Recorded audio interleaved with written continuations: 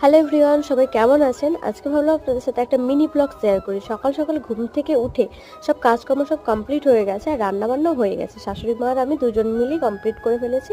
তো তারপরে মুখে একটু মাস্ক লাগিয়েছিলাম, মাস্ক-টাস্ক লাগিয়ে এখন রেডি হয়ে গেছি। আর রেডি হয়ে কোথায় যাচ্ছি সেটা তো অবশ্যই বলছি।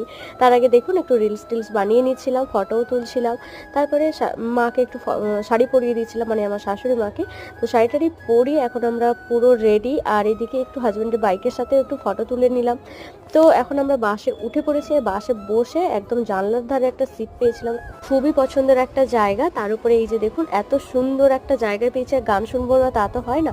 আর আমি এখন এই তার লাগানো হেডফোনগুলোই ইউজ করি। আপনারা কে কে এই হেডফোনগুলো এখনো পর্যন্ত ইউজ করেন অবশ্যই আমাকে কমেন্টে জানাবেন।